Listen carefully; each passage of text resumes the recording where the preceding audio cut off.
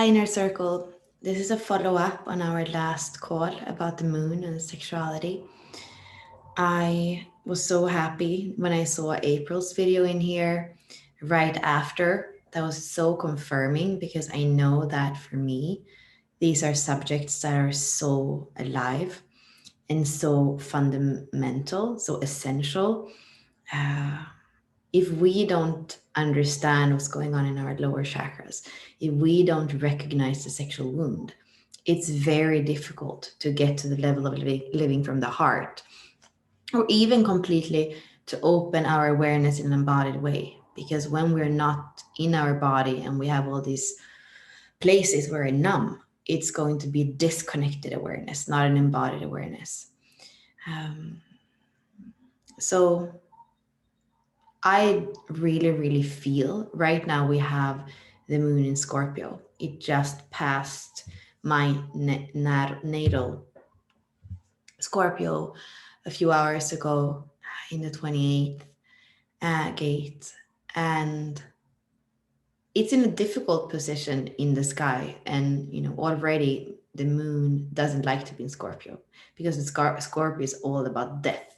And it doesn't, it's the moon likes to be in Cancer. It likes to be nurtured, and Scorpio is all about death and rebirth. And there is something radical that is coming through for me when it comes to this part, where some of you might know that I do Conscious Connection, which is a platform for curious people to start to tap into Tantra, to connection, to understanding there is something more to sexuality than just what we always have known, maybe. And it's starting to scratch the surface in many ways. And I can see that with my Scorpio moon, even that is something that I'm not really interested in. It's something that doesn't really touch me deeply and doesn't really have me feel like we're doing the work. I believe that even a platform like that is a container where inside a container we can go to very deep and meaningful places. But that is basically the only thing that I care about. And today I did an interview with somebody who works with polarity. So sexual polarity, but also energetic polarity, women and men, and how to keep that polarity, that attraction in relationships. And I could feel, because he was a man, so I could feel how he was more coming from that place of like awareness that then comes into the body. And I, as a woman who has decided that I want to be in my feminine, I can feel the other direction of it, how the body is the portal. And we start in the denses, we start in the form, and then we can open up to higher frequencies. And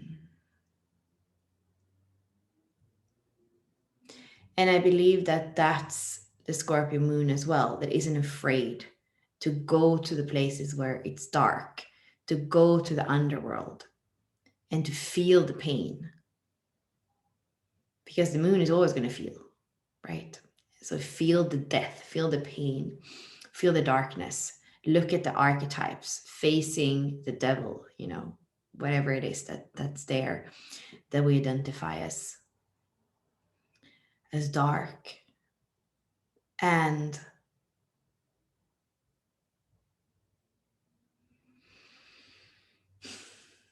like that's the only way. If we don't have the courage to face that, which can look in different ways, either running around in distraction, in patterns, whether you're playing on your phone or you're checking Facebook notifications every time you have like 2 minutes, 2 seconds over to do something that isn't, something where you don't need to be focused. As soon as you have, or as soon as somebody bores you, you take up your phone and check your notifications, or playing something, or drinking, or eating things that are not good for your amazing vessel. Like all these distractions that lead to addictions. And what came to me so strongly this morning is that addiction is nothing else than an unwillingness to turn to love, return to love, like turn to love or return to love. It's an unwillingness. And I was like playing with it afterwards. I was like, why the word unwillingness? Maybe is it an inability? No, it's not an inability. It's an unwillingness because we have a choice. We know that the only place that's worth it is love, but we don't want to go there because we are afraid to go down to that Scorpio underworld and die so that we can be reborn. We prefer to distract ourselves with many different partners, with many different things to push our emotions down so we don't have to feel, so we don't have to see that first core wound of the terror of seeing what's really there, of looking the truth in the eye. I mean, for me, it's not the devil is down there, it's the truth, it's your own mirror aspect. It's that the dark part of you that we need. We need the dark, we need the light, we need a soul, we need a spirit, we need a feminine, we need a masculine. It's all part of us. When we have a preference for spirit over soul or lightness over darkness, then we are starting to need to use those crutches in order to get on with life in a way that is a natural. And by not having a preference, by not trying to neglect any part of it, that's when we can be more in that middle way of the gift frequency, if you want, or neutrality.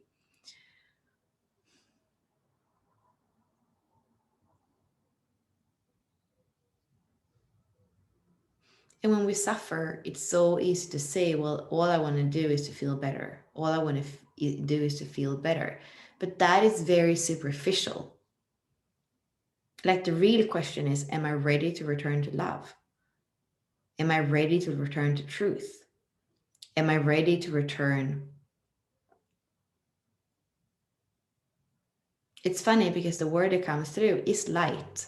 So here somehow I'm saying don't have a preference, but somehow what happens when you're ready to go beyond the distraction, the unwillingness, the bitching about why not, or why you're still a victim, or why you're still wounded, you know, that's what keeps you from going to light. Light is like, it's almost like light is the only thing that exists in the universe. And then we have different waveforms or different expression of that, which might be sound, which might be, other waveforms. But it's almost like that's the only thing that really exists or doesn't, right? That's the first polarity somehow. Yeah, I can feel that this is a conversation. I can feel that this would be of a different, quality. I have my variable orientation, my brain and my mind are passive, receptive. So they really work in like taking in, taking in, taking in. And then when somebody comes and, drinks from me, then something comes out. I also have an open head ajna, which has all these ideas that I can share, but sometimes they don't have a fixed pattern of coming out. And I'm also a generator, so I love to respond. But I really felt this pull that I needed to get on here and share something. And it's almost like tickling part of what's there. And it's very interesting because my computer is making some weird noise, like if somebody's clicking around.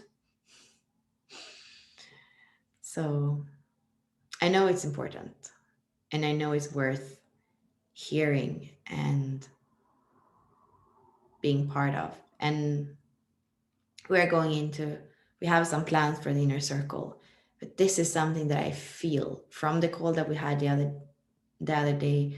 I feel like this is an inquiry that can be done together in a container that is safe and courageous, where we all come with our experience, with our truth, like that, not just our truth, but that raw, just transparency. And I believe that that is where we start to heal ourselves in the world, when we're not afraid of going below where the mind doesn't, get it anymore. When we go there, that's where we have the portal. Especially if you trust the feminine way, if you trust the form, if you trust the body, if you trust the earth, then there is no other way.